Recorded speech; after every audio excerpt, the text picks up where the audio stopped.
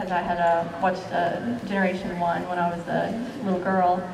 But I saw the new characters. I really liked the style, thought they were cute, so I started to make the new characters. My first plush was Fluttershy. And I wasn't really aware of the characters at first, so I just continued to make a few, and I started to watch the show, and I fell in love with it. And it's just kind of taken off from there. I don't know what it is about Fluttershy, but that was my first one also. And it's my son's favorite pony, and that's one he asked me to make for him. And my first one was not the best. In fact, after I made it, he wouldn't accept it and told me he was going to commission somebody else.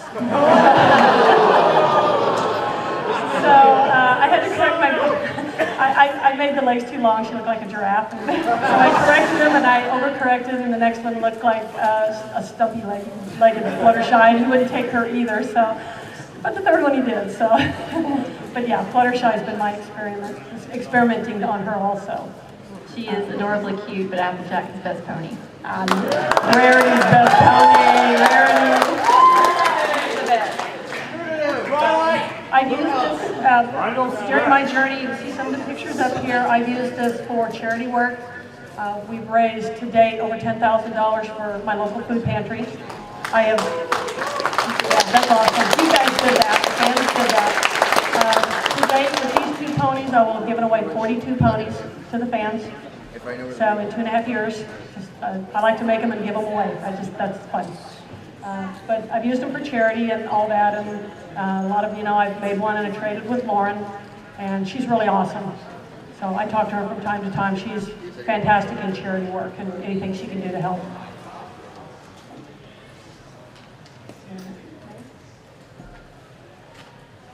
Okay, we're going to talk a little about supplies.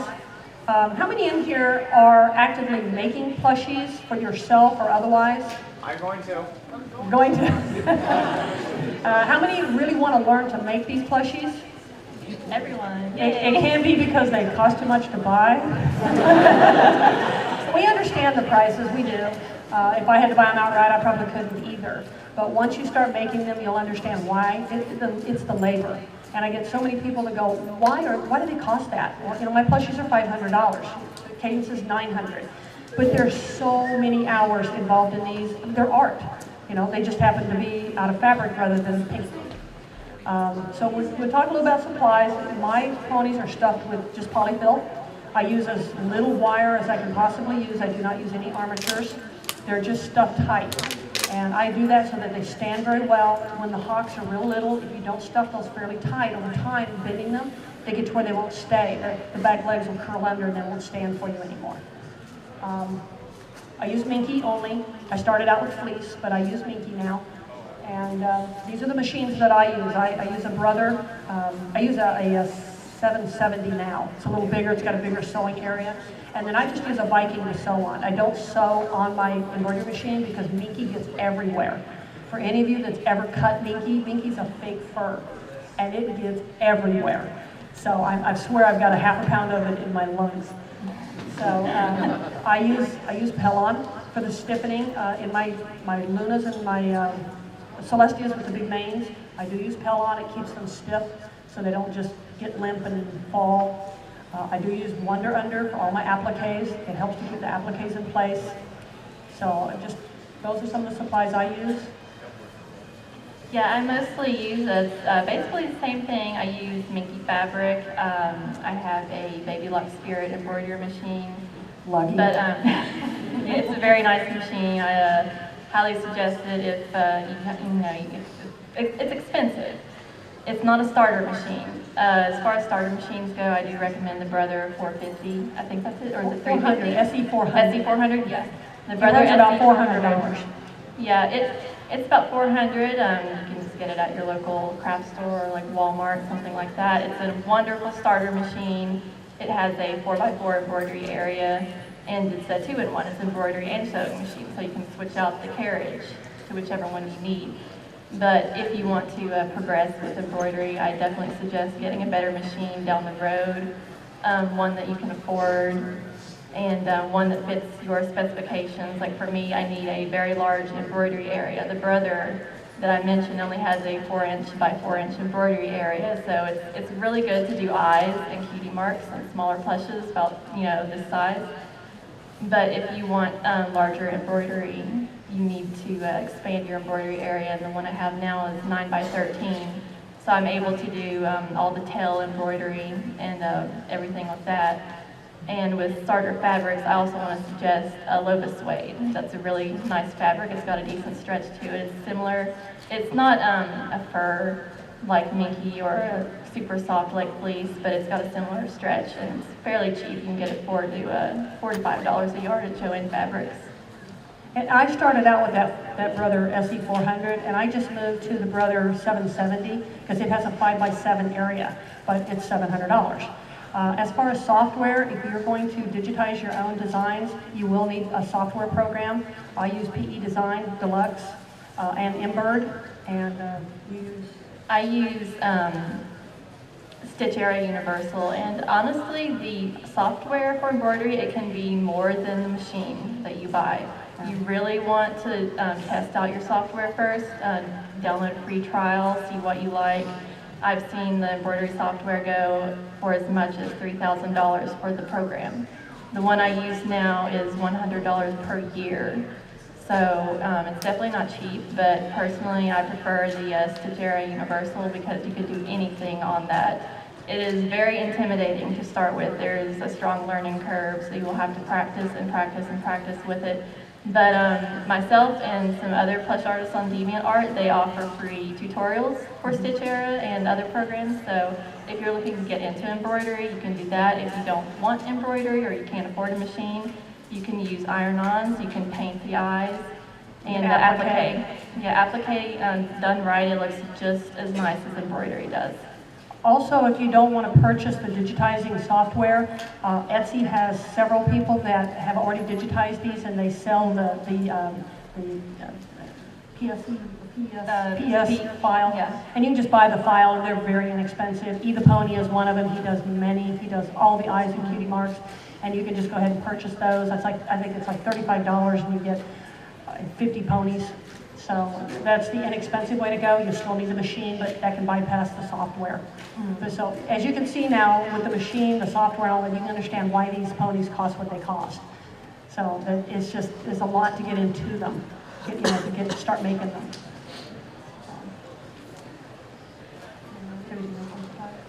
Everything else on supply? I really think you've covered pretty much.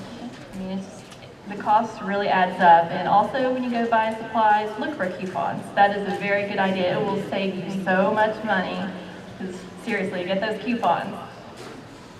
The only thing I have to say also about the Minky, there are different grades of Minky, and some companies have really nice Minky, and others it's pretty cheap, it's thin. I don't like the quality of it, so just be aware of where you get your Minky at.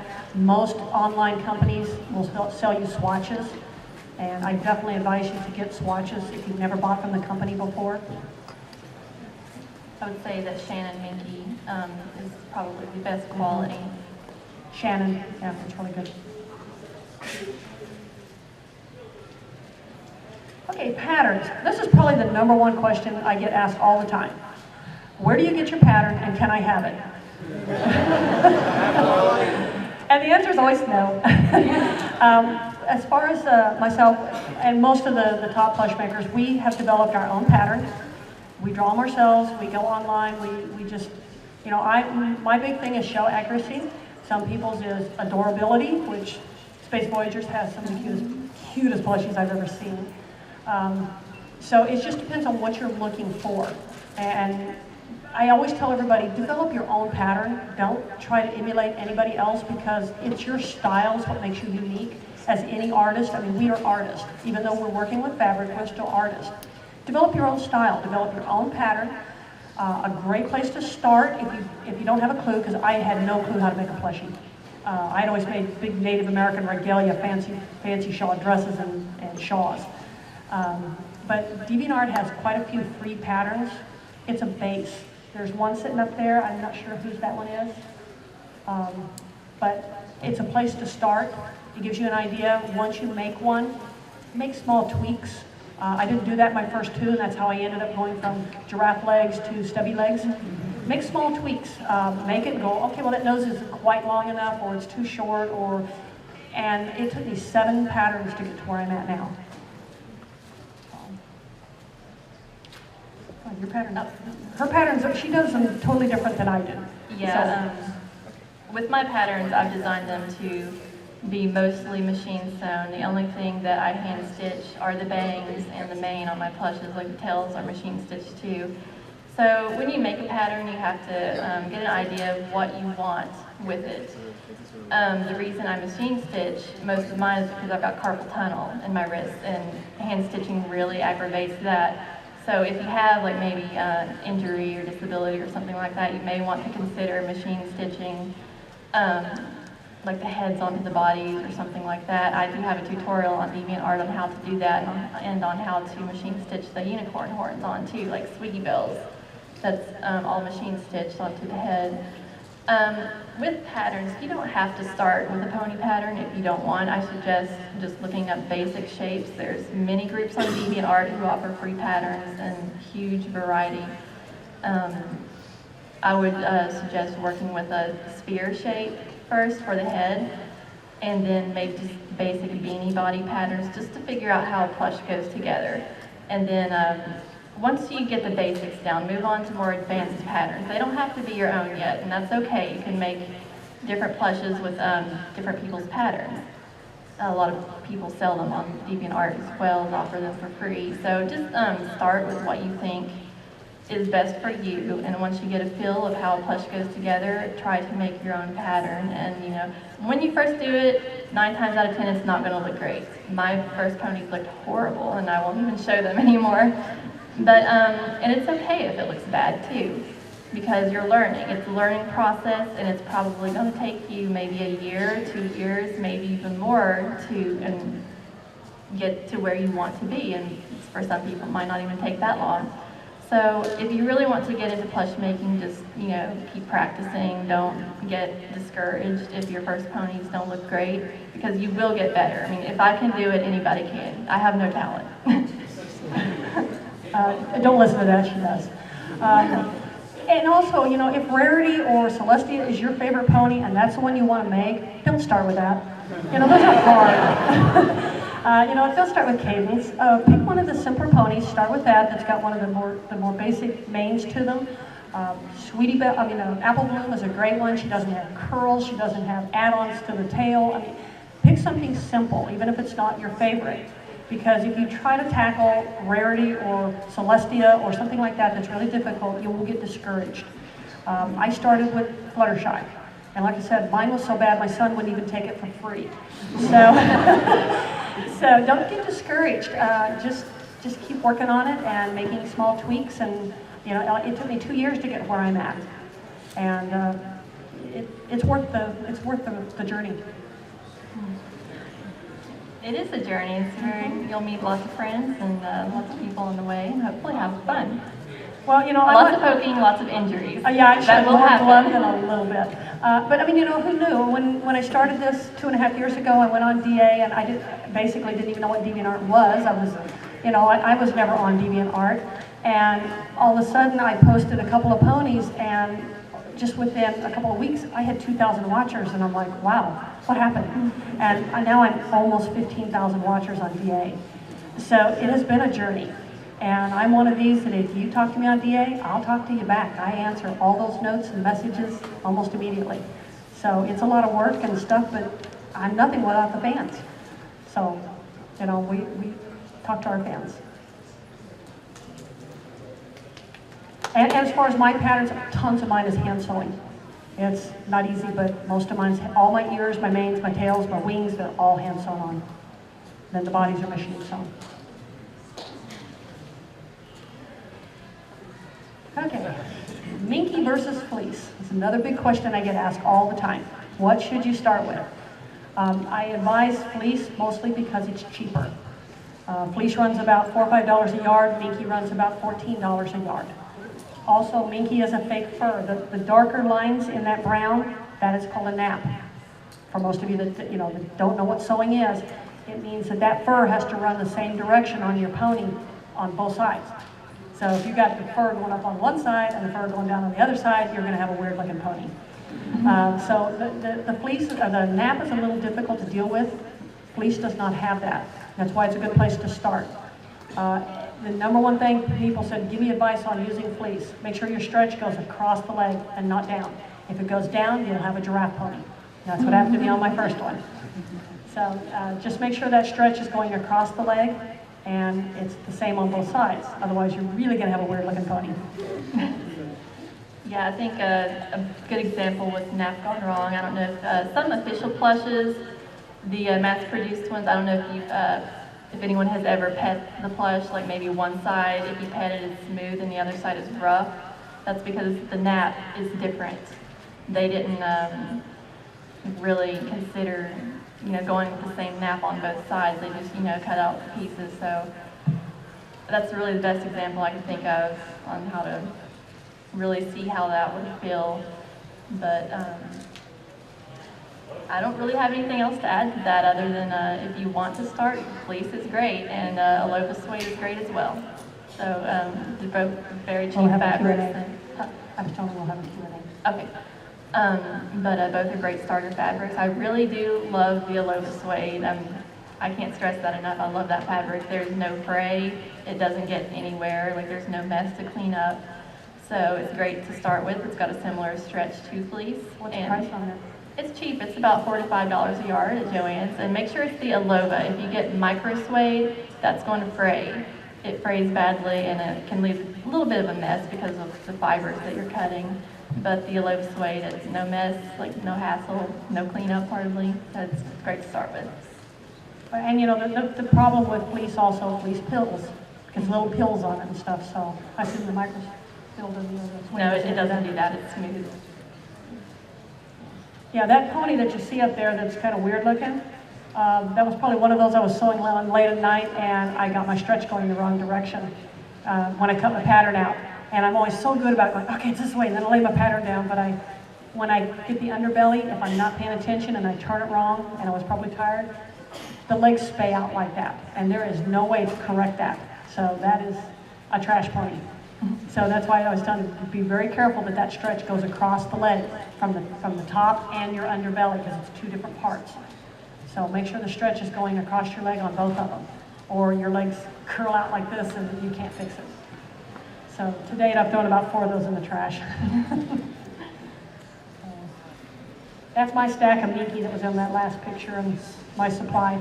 I keep a supply because I don't live near a city. I'm an hour away from Omaha, and so I just order most of my fabric online. So I just keep a big supply. Okay, this is construction of the ponies. Like I said, mine's a little bit different than Space Voyager's. I do the body first and assemble that. I do fully stuff it to where I need it, and then I embroider the eyes on and stuff the head and put the ears on, and then I attach the head to the body by hand. And then I also then attach the mane and tail by hand. The black tail there for Octavia, all this top stitching, I also do a little different. I hand top stitch mine by hand, with my machine, but I don't use my embroidery machine. If you do that, you must back it with a stabilizer. Otherwise, that needle is just going to poke your Miki right into your machine, and you're going to have a jam. So you've got to use some type of a stabilizer to do all of your top stitching. All my eyes and cutie marks I do with my embroidery machine. I think I put mine together fairly differently than Sherry does. Like I said before, mine are mostly machine sewn. You can probably see in the red unicorn that's in the photograph with the tail sewn on, that's unstuffed with the tail machine sewn and the unicorn horn sewn on. So it might take a few tries to get to that point where you can machine stitch things on. But with the embroidery, I have a big enough embroidery area where I don't have to line up my eyes. I embroider an outline of the pattern around my eyes, so I don't have to worry about maybe when it's sewn together, one eye might be a little higher than the other. I don't know if anyone has had problems with that before, because I know I have when I didn't have my bigger embroidery area. So if you don't have a large embroidery area, you do want to figure out some way to make your eyes line up the, the same distance from each other when you sew the complete head together. That might take a few tries, but just keep practicing, and it shouldn't be a problem after a while. The way I get my eyes to line up and the cutie marks is I just cut a square of my fabric. I don't know, a few inches bigger than what the head pattern is. So I just have a square, and I lay my head pattern on that piece of square and mark about the center of the eye, and that's where I embroidered my eye for both pieces. Then I put the two on top of each other, and I run a pin all the way through, and I line up the eyelashes so they're perfect, and then I make sure they're solidly pinned, and then I lay my pattern on there and cut it out. That way your eyes always line up. Otherwise, you can be off a 1/16 of an inch and it looks like a mile. So it looks bad. Same way with cutie marks. So I do the same thing with the bodies. I just cut out a bigger square. I find out about where that cutie mark's going to be on my pattern, and I embroider it. I line the two up, and then I cut it out. And you'll come pretty close to having them line up every single time.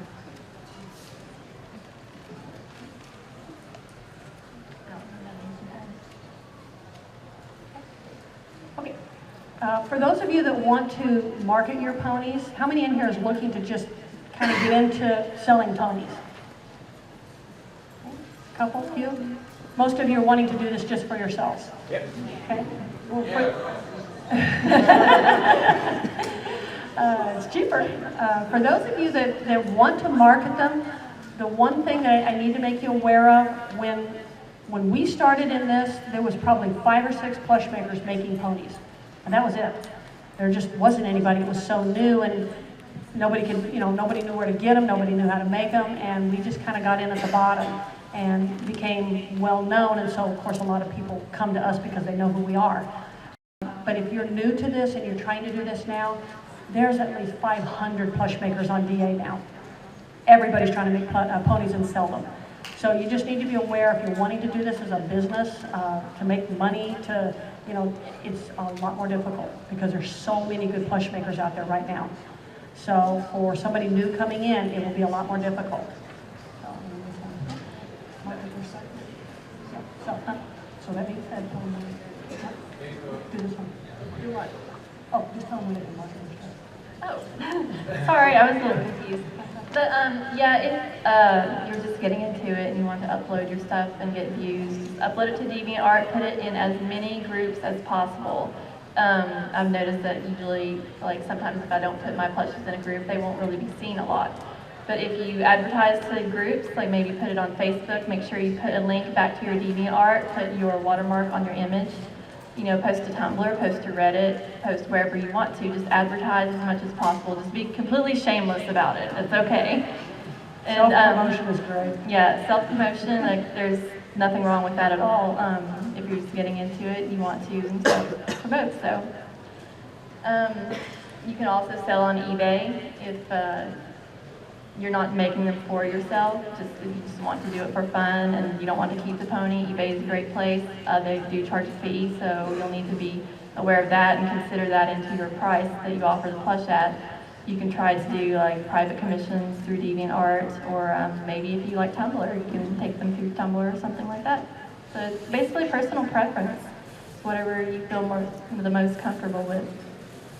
And you know the old saying, out of sight, out of mind. If people don't see you, they don't see your stuff all the time, you're easily forgotten. And a lot of times, I'm in 72 groups. So when you talk about self-promoting, that's what you have to do. If you do not keep your stuff out there all the time, there are too many people willing to take your place. And so I'm constantly, I've made 75 Lunas. Well, it's still the same Luna, but every time I make one, I post it. Most of the time I post it to showing who has bought it. But it keeps my name out there, and it keeps you fresh in people's memories. And we constantly add fans to this fandom. And I'm always getting new watchers that go, wow, I just found you. So, promote yourself. Get your stuff out there if you're wanting to sell ponies to make money. The $1 million question that I get asked all the time, what about Hasbro? Okay? Now, yes. We all know that Hasbro owns a copyright on My Little Pony, including all this merch that everybody down there in the vendors hall right now is making. And so I get people all the time going, well, how can you make and sell these because Hasbro owns the copyright? For any of you that's followed me at any length of time, you knew I was contacted by Hasbro a couple of years ago, and they wanted me to take down my DeviantArt page because I was listing my commission prices on DeviantArt, and they wanted me removed from DeviantArt. Fortunately, the president of DeviantArt went to bat for me, and he asked Hasbro, is it okay if WhiteDove just takes down her prices? And Hasbro was okay with that. Never did we say we were going to quit making them. They just said, take down your prices. So when you come by DeviantArt page, if you don't see any prices, that's why. I don't put them there.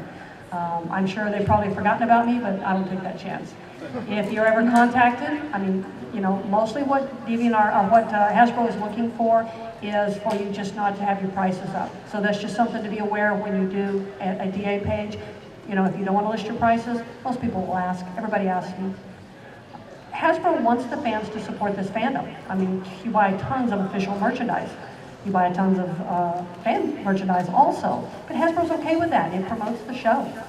So they were okay with me doing it.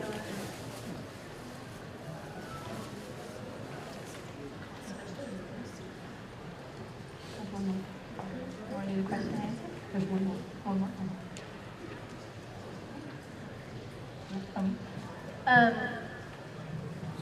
If you live close to maybe like a local craft store, Hobby Lobby, Joann Fabrics, like maybe a little mom and pop shop, you can go in and see if they offer classes. Most of the time they're free. Sometimes you have to pay for classes, but they'll teach you the basics of sewing or the craft that you want to get into. So it's something to consider if you don't really have hands-on experience or you don't want to really teach yourself. If it's easier for you to learn by watching someone else, you might want to consider that.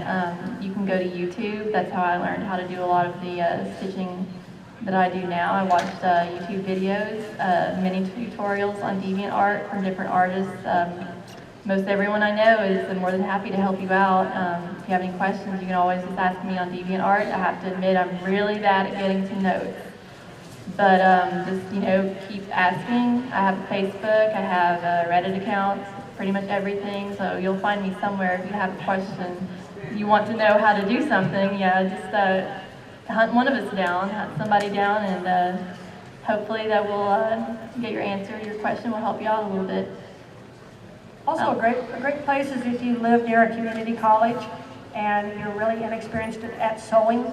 I know that I have a lot of teenagers that are still in high school. I tell them to take home ec, get you the basics in sewing. If you're out of school or not in college and you live near a community college, lots of them give classes on sewing.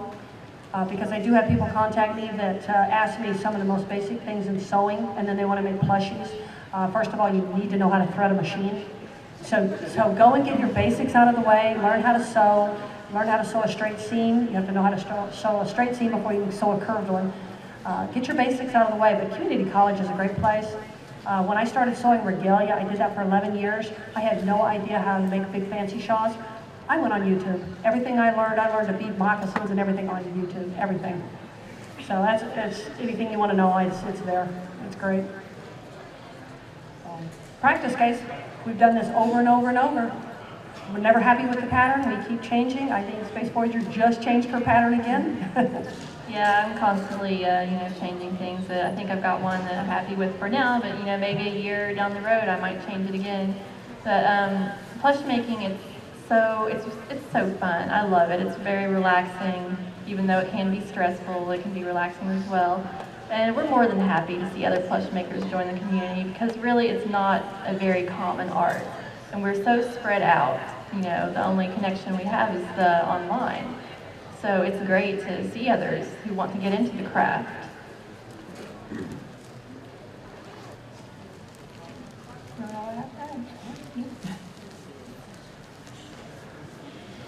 And this is our DeviantArt account, and I do answer all my notes.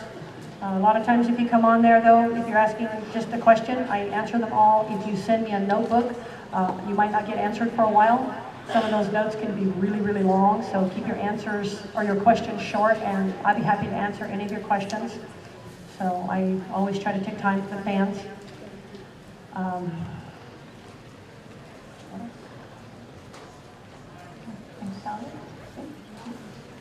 Okay, well, we're going to open it up for question and answer, Q&A. So, The head, Slenderman head. You're talking about the stretch on the leg. What do you mean by that? well, most fabric has a really strong stretch going one way and nothing going the other. Like if you pull on the fabric, it won't move, but you pull this way and it really stretches. That stretch, when you lay your leg pattern, the stretch has to go like across the leg here. If the stretch goes down and you go to stuff it, these legs will start getting really long. Okay? So ponies have shorter, fatter legs rather than long, skinny ones. Unless it's Luna. Front row? Or maybe Right the here, the black shirt? What was the most challenging pony you've ever had to create? Chrysalis.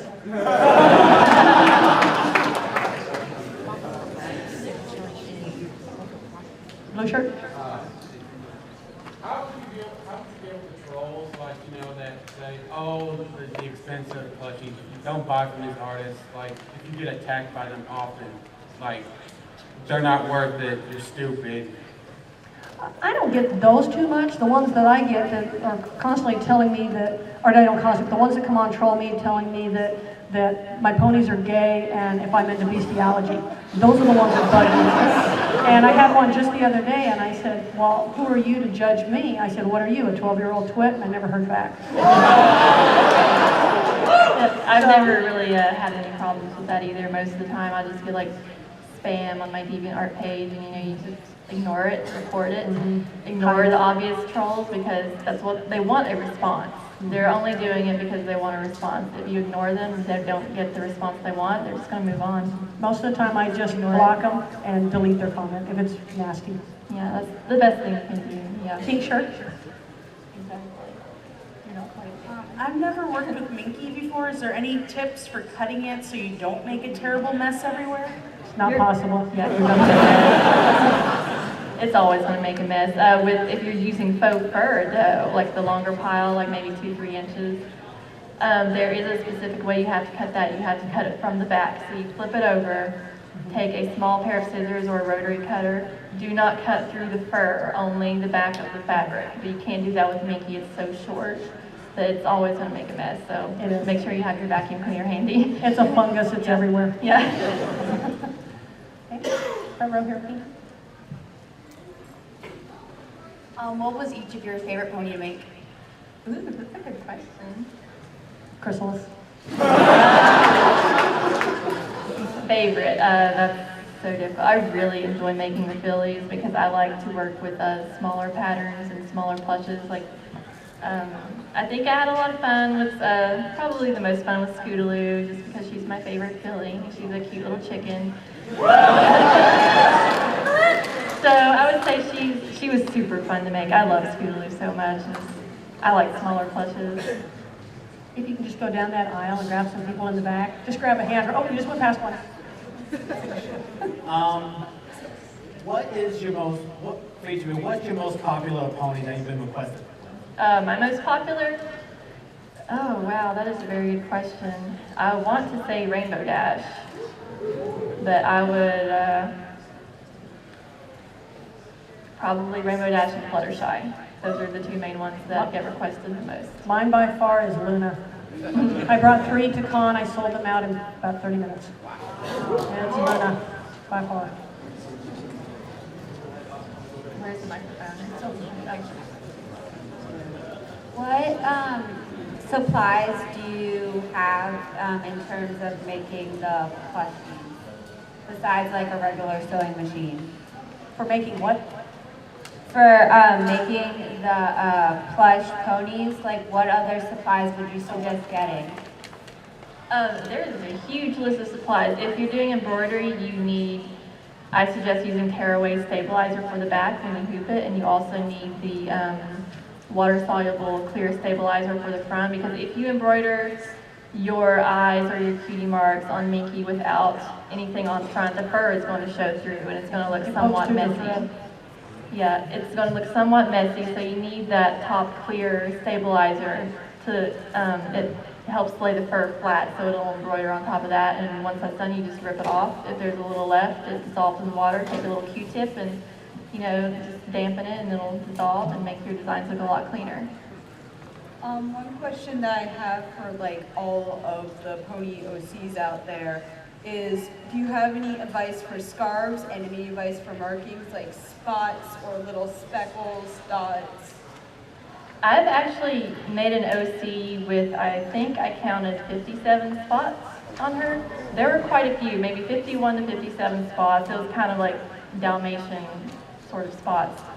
I embroidered most of them. For some, I used small gems that I had attached to the fabric, so I thought it would be really cute.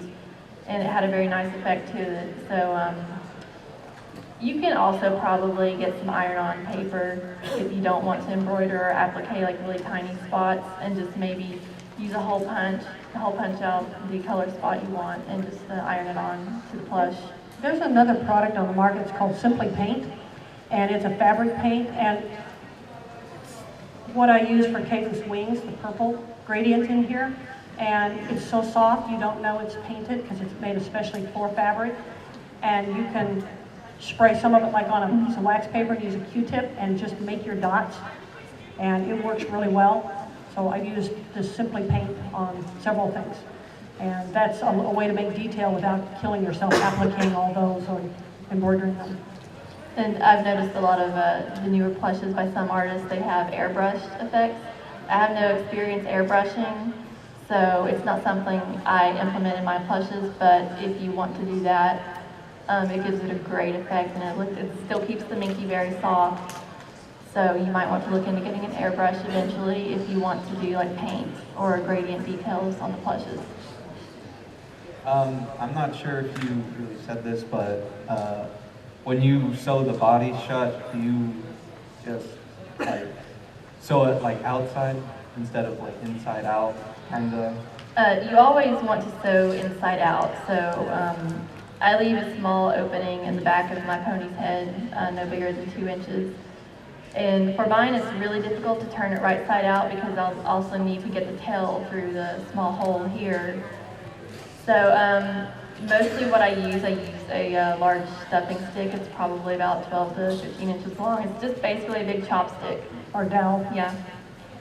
And that helps a lot to get the plushes turned right side out. But if you sew just like inside out, your seams are going to show, and that's why you want to turn them. Like flip them around so the seams don't show. The raw edges. Yeah. Which of the ponies was hardest to create? Hardest to create? Hardest to create? Yes. Chrysalis. Yeah. It's the holes in the legs that just, I mean, the rest of them are not so bad, but trying to create those holes takes a while. Yeah, I think I would have to say chrysalis as well. I've made one large one and one Philly chrysalis, and just getting the actual holes, like see-through holes in the leg, was definitely a challenge. Hi, I'm in the process of creating my very first plushie, and I was wondering if you have advice on doing things like mouths and nose details. What was that? We didn't I'm hear, sorry, I didn't catch that.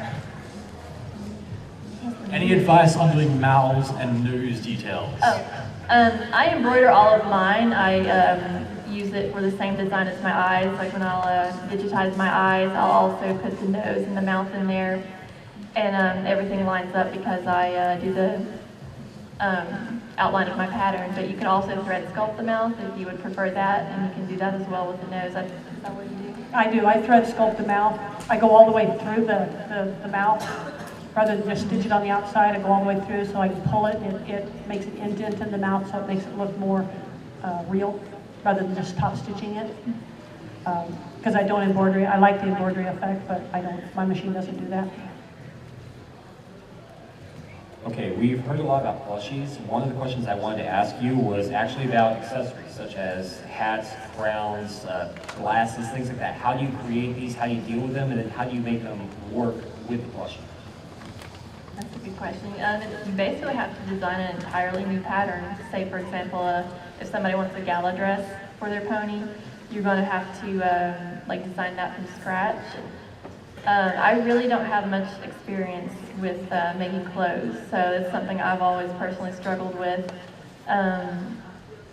but you can look online for maybe like doll clothes and different kinds of teddy bear clothes, things like that, Build-A-Bear, maybe see how they do it, and just kind of get a feel for that, and maybe design your pattern with, kind of replicate that at first, just to see how it goes together, and then eventually, you know, add your own effects and make your own pattern like that. So that's really.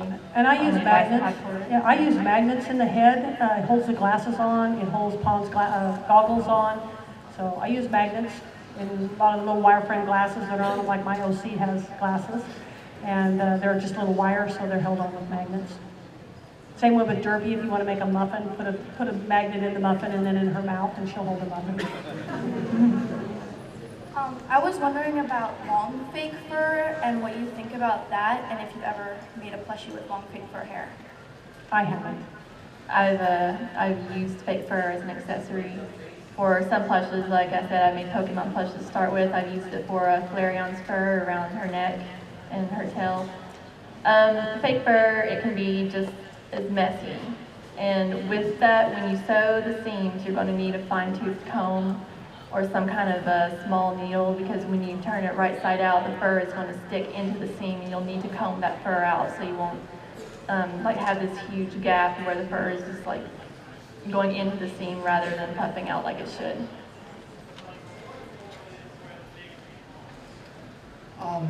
Mine goes for different fabrics. Like, can you make plushies out of like silk, for instance? Silk doesn't have a stretch. So you're going to have a lot more difficult if you use things like canvas or satin or silk or anything like that. They don't have the stretch that fleece and minky and the fake furs do. Much. Yeah, You won't get a shape. You'll end up with a very stiff pony. Silk frays a lot as well. And I have So does seen some ponies made with cotton fabrics. I believe Valley Violet on DeviantArt makes hers out of cotton, I think, or maybe flannel. And they're very cute, but you also have to keep in mind that you need some seam allowance, quite a bit more for that, since those fabrics fray. Can we get the mic over here on this side? There's quite a few hands over here too. We'll make him run all over the place.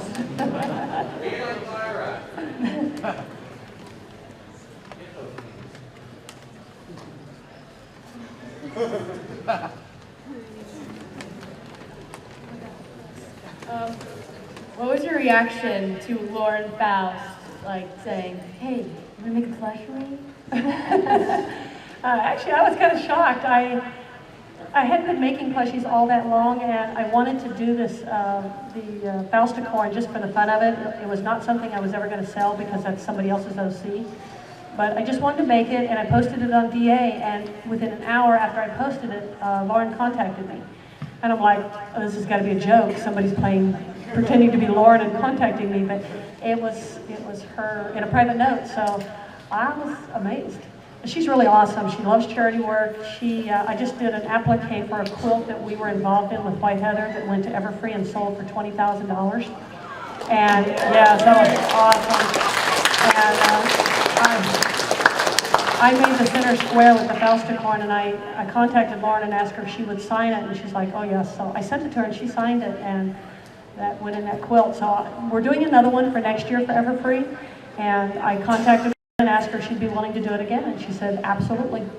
So she's pretty awesome, but yeah, I was amazed she wanted that Fausticorn. So we did a nice little trade, and she got the Fausticorn. Yes, my name's Ron. Have either of you had any experience with hand embroidery? And if so, could you give some pointers or tips? Hand embroidery? I've not really done much hand embroidery. I started out with just like a few simple details for manes and tails by hand. But I don't really have much experience with it because I feel it's more difficult. You can go to YouTube and look up simple tutorials at first. There's a website online that offers hand embroidery classes, and I believe some are free, and the more advanced courses that you have to pay, but I can't think of the website right now, but if I do remember, I will post it to my DeviantArt. There are some artists who do hand embroidery, and honestly, it can look just as nice as machine embroidery. There's an artist I believe her name's Witty Kitty, and she does hand embroidery on her plushes, and it looks amazing. I had to look twice. I thought it was machine embroidered. It was amazing. Yeah, her plushes. And I tried it a couple of times. I wasn't any good at it. I ended up appliquing my eyes and cutie marks until I got my machine. So the applique is much easier. Hand embroidery is, it's amazing if you're good at it, but I wasn't. You may want to actually take costuming classes, maybe if your local college or community offers costuming. They do a lot of hand stitching and embroidery for theater shows. So you may just want to ask around, see if your local theater offers any classes like that, or if maybe somebody can help you out with it. We've got time for a couple more questions, and then we're going to do our giveaway. I'm just curious on, as far as the business mediums you go through, Amazon, Etsy, or any of those types, what do you think is the most friendly for you, and which one gives you the most market penetration? And disclaimer, I don't own any stock in any of these companies, so I'm not going to short sell it or anything. Well, for me, it's DeviantArt, because that's where I got started, and it's where I have the most watchers. So because I got so big on DeviantArt, that's just kind of where I'm at. I do post on Reddit, Facebook, Tumblr. I do not have an Etsy account, but most of my exposure is on DeviantArt. That's where they know to find me, so that's where I'm at.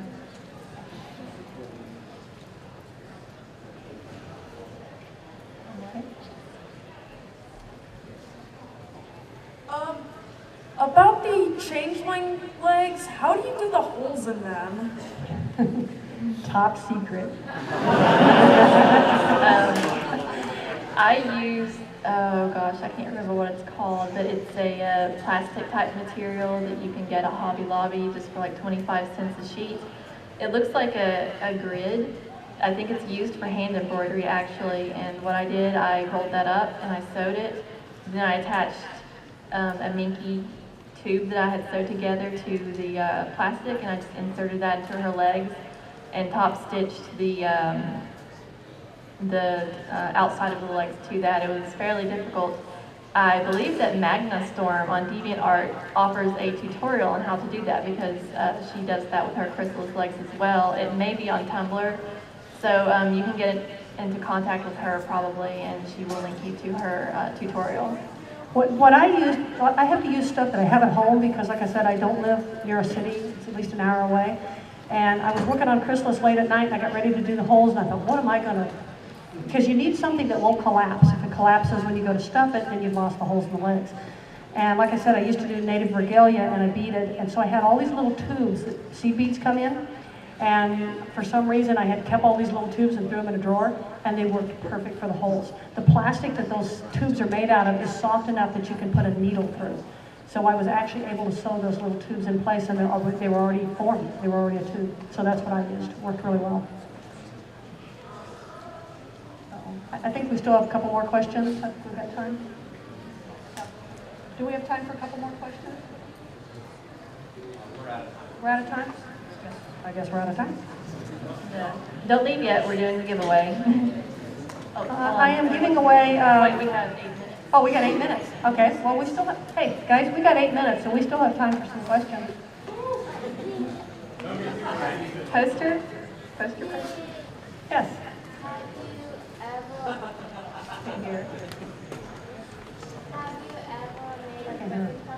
Still can't hear you. Have you ever made a griffin plushie? A perfect? A griffin. A griffin, I have not. I pretty well stick just to the ponies. My commission list is about a year long. So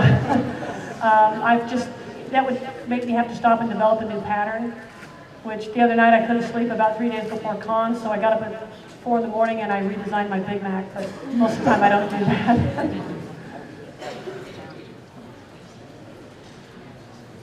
So a couple more, I guess? Yep.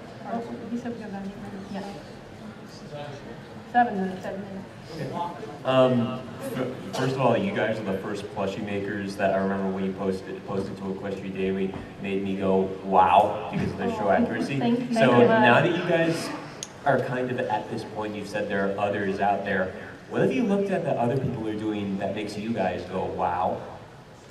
Just the craftsmanship. It's amazing seeing what people, you see someone who's just starting out and maybe their plushes aren't that great, and then you see them progress over the years. And it is just so amazing to see other people, like what they can do and, what they've done in their life to get to this point. I mean, I love seeing it. I love seeing others progress, and, there are many artists out there better than me. I don't consider myself, a top artist at all. I just do what I love.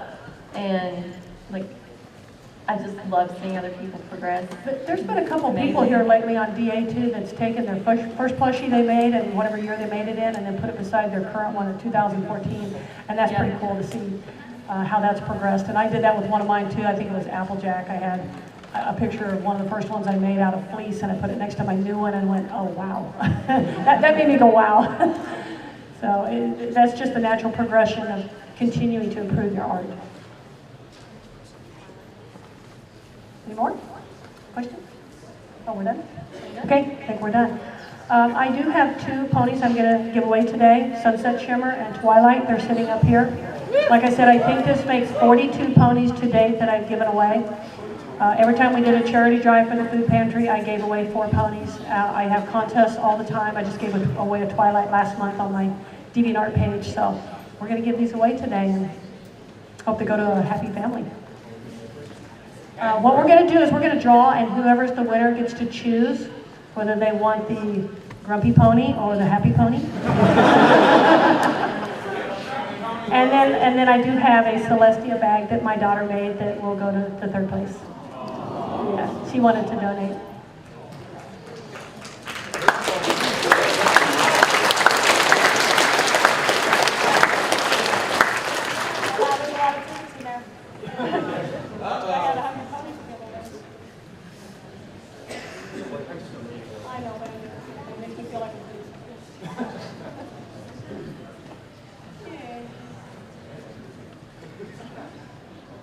Oh, it's got my number on it.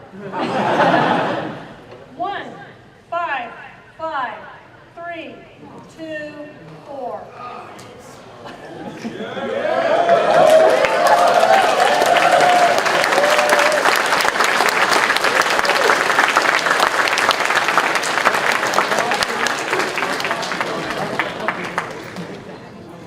Oh, they don't match. Oh, no, I'm kidding.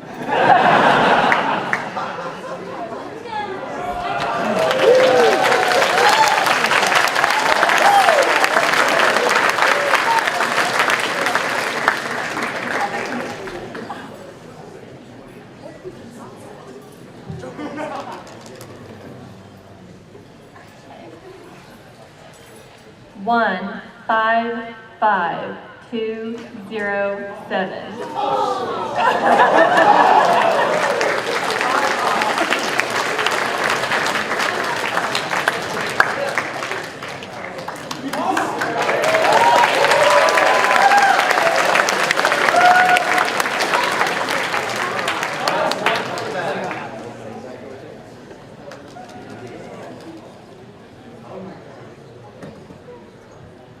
One 5 5 2 9 6.